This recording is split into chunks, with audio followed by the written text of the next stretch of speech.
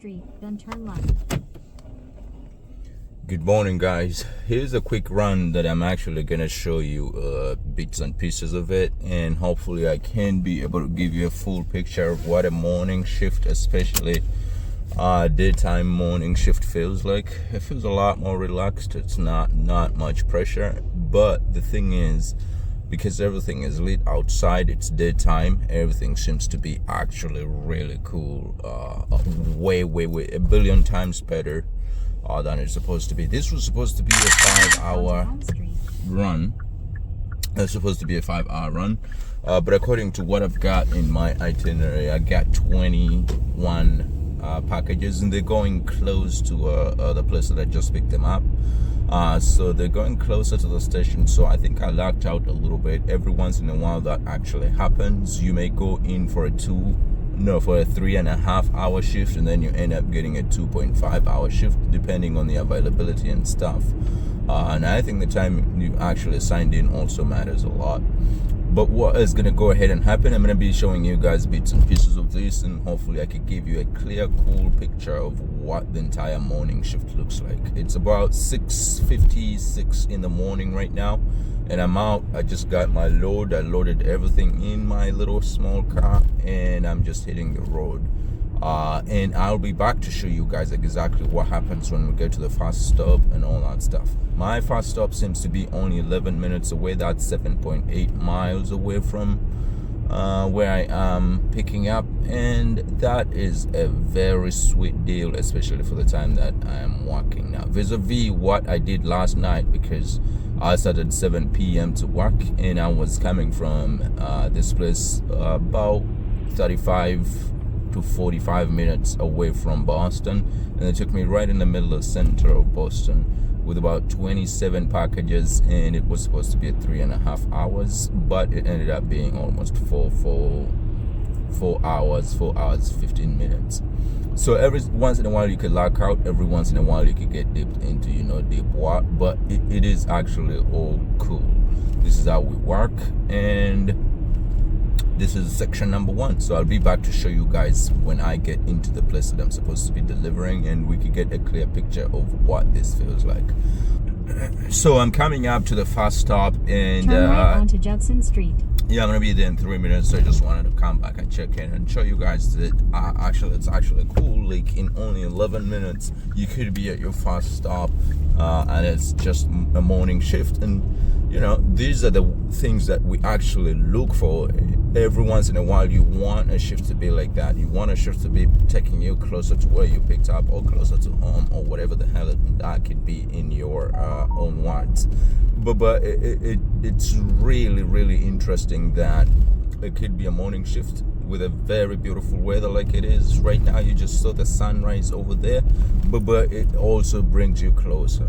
And then every once in a while it could be raining in the middle of a storm, and you have a 5-hour shift, and they give you 40-something packages, and you're going to be driving an hour away from where you're actually supposed to be putting the fast drop-off. So it's balanced. Every once in a while it's a hit and miss. I wish that's one thing that we could actually control, that you go in knowing exactly what place you're going to be sent in, so you can get prepared for it.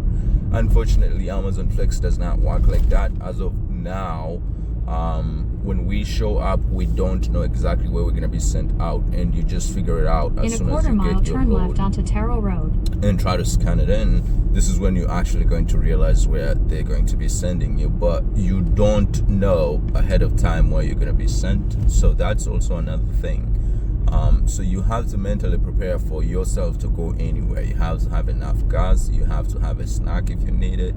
I always travel with a few bananas and water. Of course, that's a must in my car every single day when I'm going out to work. And you have to have a full tank of gas, and also you need to mentally prepare for where you're going to be going, because you never know exactly where you may end up. This run, in 400 feet turn left onto Deer Hollow Trail. This run is actually beautiful because it's bringing me closer to where I just picked up my load. But if it wasn't for that, turn left onto Deer Hollow Trail. You always have to be really prepared for where you're going to be ending up. So this is gonna be sweet. It's early. I'm energized for this, and let's do our first stop. Just check again to show you guys the area in which I'm actually walking today, and it's really interesting because walking in the country is the best place that you could ever go in. There's always going to be parking, which is very important. It's not like when you're in the middle of a city like Providence or Boston. There's always going to be parking in these areas, so that's a big plus. And the other thing is that people always in a place, especially a good place like this, they're not tacky saying putting the things on the back doors and, you know, rear doors and shit like that. They're always going to tell you, oh, it's just going to be straightforward. You even pull into their driveways and put the stuff where you're supposed to put it. So that's what I wanted to show you. As of today, they brought me into Lakeville and these other areas here in the middle of, you know, it's a country area, it's farmers country, and everybody has space, everybody has parking. It just makes the walk so much easier than walking into the city. So that's where we are right now. At the destination. So it's this area in here. I actually do not even have connection in this area. Like my network died. But it's like a path that leads into, it's a meandering path that goes all the way. And there is a bunch of homes in there. But when you actually pay close attention to it, the homes look a little bit older, very small. Some of them look like just cabins around the lake and stuff, and you're supposed to be driving 15 miles an hour. But it's really, really beautiful. I like it. I really do like it. It's giving me those very old country vibes, and it's really cute. And the other thing is that they sent me in here daytime, but I can imagine if they had sent me in here, you know, nighttime, for example, that creepy morning night. Oh yeah, that would be really devastating for you to be sent to deliver in here. But now that it's daytime, it's really gorgeous morning, the sun is out. It's actually beautiful to see that you could come to a place like this and actually appreciate it. Because if you had sent me in here in the nighttime, that would be the creepiest place. So it's all about perspective and the time at which you're delivering that actually makes it feel a lot more creepy or a lot more pleasant because of how night or how dark it is. And frankly speaking, I think most of the people, when they're ordering their stuff, they don't expect us to be at their doors at 3 in the morning or even midnight. Most of them think it just works 7 to 7 or something like that, like we're supposed to be at their houses daytime. But unfortunately, when you're doing Amazon deliveries, sometimes we'll be at your houses at midnight, you know, at 4 in the morning. And I don't think Amazon is actually doing a good job to educate people that we're supposed to be delivering their stuff at any time of the day or any time of the night. I don't think it's doing it justice, because most of the times you go to people's houses and you see how they pull out or withdrawn they are. They're really not expecting you. And the fact that we actually are using our own cars and we're not using Mac vans or delivery vans that people are used to, it's a little bit different. But that's it. I just wanted to show you guys that meandering road and to show you how beautiful it is in there. And I'll be right back. So I'm about halfway and I'll be back to show you guys a little bit more.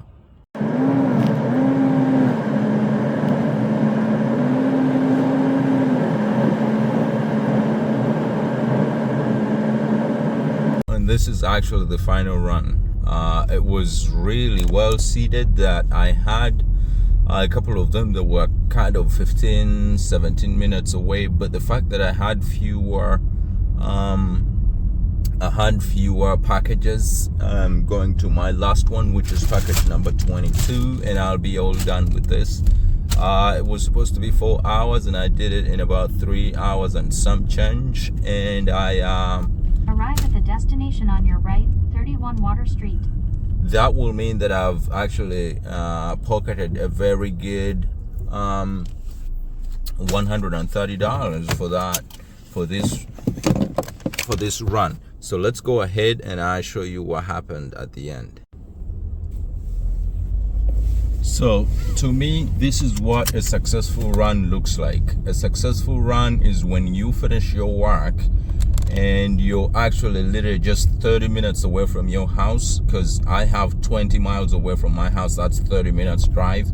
And also the other thing is I have nothing to return to the station. So I finished delivering all my stuff. No dog interactions, and everything went smooth. So that's how you want to do it. And also on top of that, I finished let me see, so right now it's 9:54, so I finished almost an hour before the end of the marked time for my block that I'm supposed to be working for. So that's actually really a good idea. You have some time left, and you're really close to home, because 30 minutes drive away from your last point to go back to your house or to go back to the station or whatever you want to go. But if you have just half an hour to get to that, that's actually beautiful. It's daytime, it's late outside. You could see it's full time here in New England. You could see the flowers, the leaves are starting to change color, and this is one of my most favorite time. We're approaching Halloween. A lot of events are happening now. But yeah, going back to the point is I actually love it when I finish on time and I don't have any packages left for me to go back home. And I made some kind of good money, because it was supposed to be $130 for a 4-hour run, and life moves on. So later on I have another one coming up for the evening. It's going to be 6:45 p.m. to 9:45. So that's a 3-hour run for $70. And I don't think I'll be able to tape that one or to bring any insights for it. But as always, if anything happens, I'm here. Got you guys. I'll be recording it for you guys. I hope you're just enjoying this for me driving through the country. But it is what it is, and that is it. We're wrapping up this entire block. I hope you got some insight on what actually goes on in my head when I'm actually doing this, or I hope this actually helps you out a little bit, or just enjoying it.